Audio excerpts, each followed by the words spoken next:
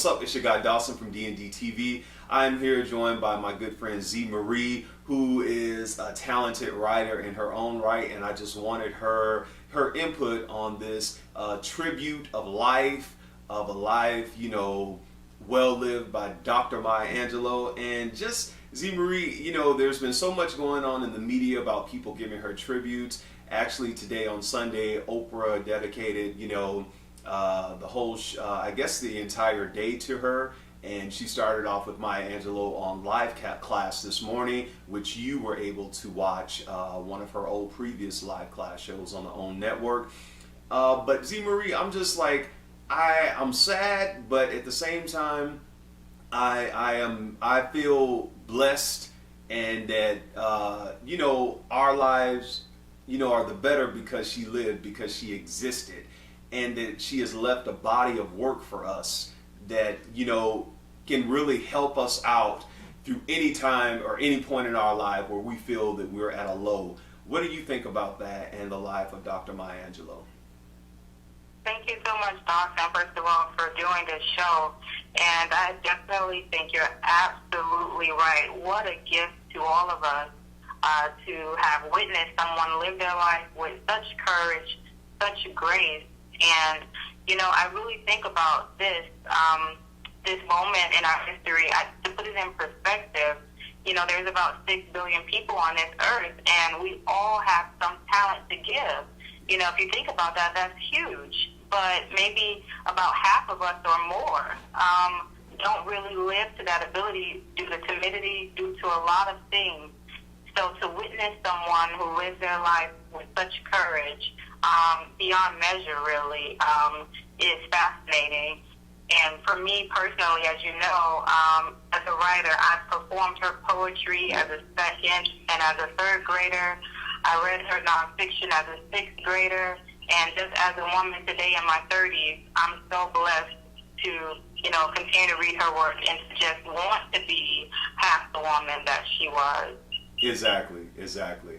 And you know, Z Marie, like you stated, a lot of people are not fulfilling their gifts. And one thing I think that I take away from, you know, her work, and I have, you know, and use it and apply it to my life, is the ability to overcome. Because if anybody has read I Know Why the Caged Bird Sings, what is one of my favorites, Even the Stars Look Lonesome, her books show you how to overcome through the life that she, you know, led while she was here on this earth. And like you stated, there are so many people, because of intimidation, maybe not the right support, they're not really living their dreams, and they're letting people, the past, their own situations keep them bound in shackles and a base, and not really living their lives. And one thing I could say, you know, from reading her books and seeing her in interviews, this was a woman, if you really get into the literature that she wrote, this was a woman who really lived. And I mean enjoyed life, the ups, the downs, everything about it, who really enjoyed life and just took it as it was, but also did what she could to make her life better for herself, to lead a better life for herself. Yes, you know, it really is a momentous occasion. My sister called me, a couple of people called me, knowing that I write and that I've read in, you know, my own poetry recitations and things like that. So they call me just to say, wow, what do you think? What's going on? What do you think Oprah thinks? You know, we've just been sharing our thoughts about her. And I really do think that, you know, to be a woman of faith like she was, to be someone with such great intelligence, I mean, it's just really beyond words. I haven't said much. I did something on my blog. I wrote a poem and put it out there, and it actually got the most retweets that I've ever had, because I don't have a lot of followers on Twitter, but it got a lot of retweets. And I put something on Facebook, but really this is a personal moment for me, I must admit, because I really did go to sleep with her books in my bed, you know, and I'm just very thankful to you for, you know, giving a shout out to our girl, our Maya. Exactly. And like you said, and I said before, there's so many, I could think one of Denise's favorite quotes by her is, when people show you who they are the first time, believe them. And I think that's one of Oprah's favorites by her.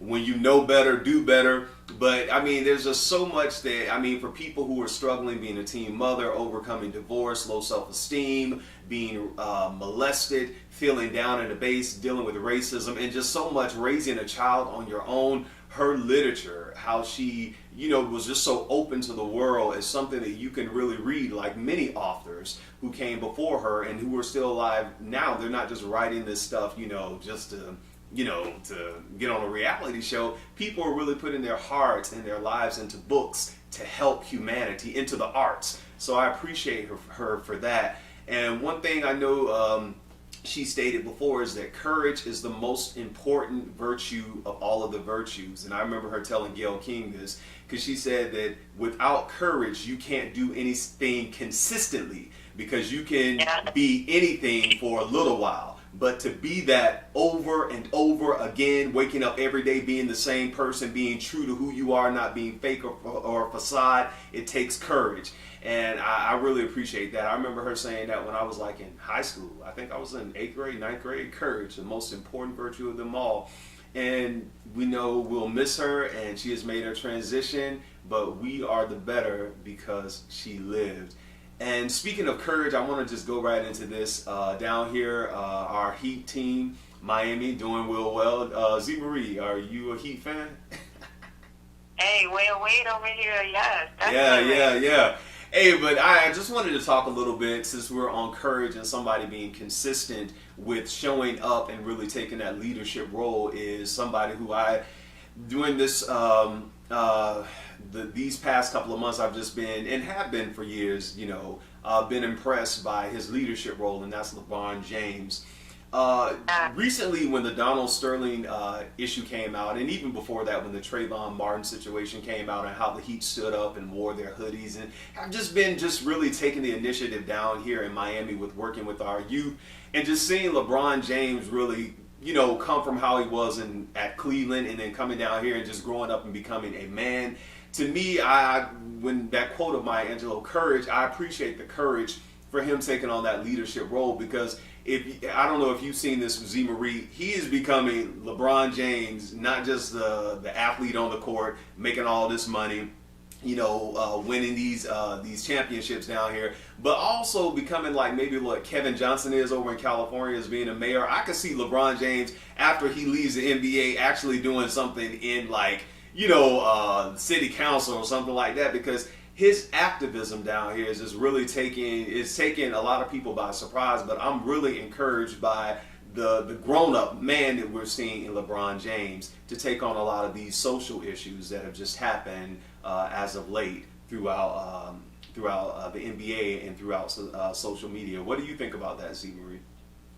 Yeah, no question, Dawson. I think LeBron James has gone from LeBron James the athlete to LeBron the ambassador for the sport. And so I think that is always the mark of someone who is leaving a legacy that will have, those reverberating kind of sounds within the atmosphere, and it just won't be for the time that they play the game. And so, what has stood out to me as a huge sports fan, as a huge basketball fan, what stood out to me is he has taken on the role. He didn't just fall into it, and that takes courage, as you're saying.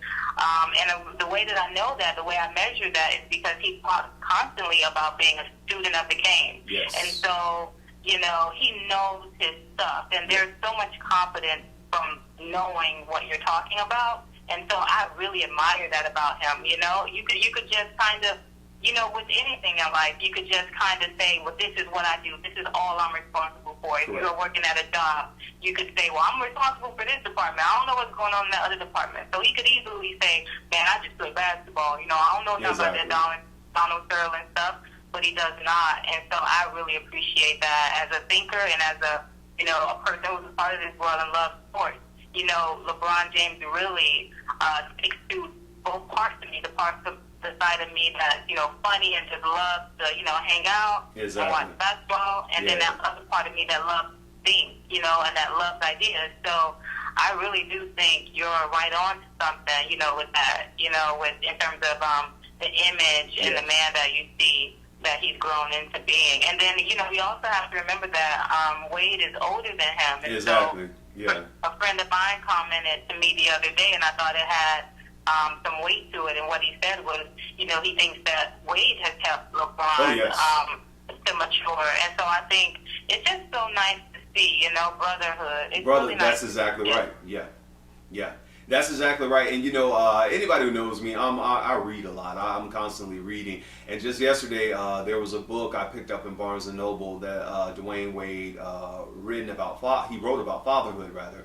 And there was something that I really kind of took a liking to, and it was when he talked about how he sort of knew at an early age. Dwyane Wade said this, that he had to make a difference, and it was when his grandmother's children, were on drugs, and he saw how that hurt his grandmother, and he knew at an early age, he didn't know what he was going to do, but he knew that he was going to do something successful so he wouldn't cause his grandmother to hurt. And I remember seeing, having aunts and uncles and cousins on drugs throughout my life, and seeing how that hurt some of my grandmother, my mom, and some of my family members. I knew at an early age also that going down the road of drugs and all that kind of stuff, it sort of shaped my mindset to know that I don't know what I'm going to do. I know I'm going to go to college, get a degree and be successful, but I know it won't be through the life of drugs, and I thank God for that. And I just resonated with that when he said that, because so many people, we look at their glory, but we don't know their story. We look at them,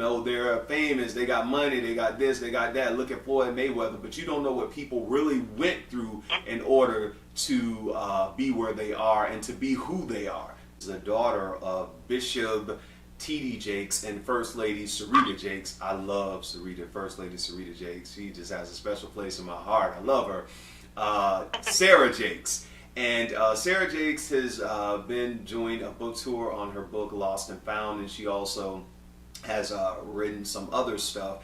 But when I look at this young lady who, has just come through so much and who talks so openly about, being the preacher's kid and what she went through, and being a teenage mother, and also, getting divorced and going through that shame and feeling like the church didn't understand her. And that, it was just like, I was just so happy to read her story. And she also has her own YouTube page, and she's also doing little mini webisodes on there as well. So I encourage you all to check out Sarah Jakes. But to have a young lady to come from such a powerful name as T.D. Jakes, and Sarita, First Lady Sarita Jakes, to say that I really didn't want anything to do with church. And I remember her saying one time that she wanted to get away from the name because she didn't feel worthy. And I think, Z. Marie, we've talked about religion and stuff in the past, and how people can go to, feel like church or God is over there, and it can't really deal with my issues, and that my issues are so down in a pit and so dire that I can't get out. And to have, someone of her caliber, coming from such great parents, to feel this way, what do you think about that, Z. Marie? I think, I don't know this woman's work, I don't know Sarah Jakes' work, but from what you say, she's a phenomenal woman, pun intended. I really think that she's on to something there. Whether you have parents who have come from a disgraceful circumstance, like whether you have parents who are on drugs, or whether you have parents who, were the generators of a really great church, I think there's a burden there, because what we are called to do when we're born is to be our own person. Correct. And so in both of those scenarios, you feel like, you feel some burden from the beginning of your life and what it means for your future. Exactly. And so that this woman has been able to, gain control of who she is really nice to hear. And I hope other pre-Ks, other preachers did come forth in the same way, because she's really taking responsibility for her own life. And without me even knowing the details of it, I know the responsibility when I see it. And so it's good to hear. You summed it up for me, Z. Marie. That's exactly what it is. taking responsibility, and we can see through the life of Maya Angelou, through the life of LeBron James, Dwyane Wade, Sarah Jakes, and many others, they are stepping to the plate, and stepping to the plate is taking responsibility for where you are now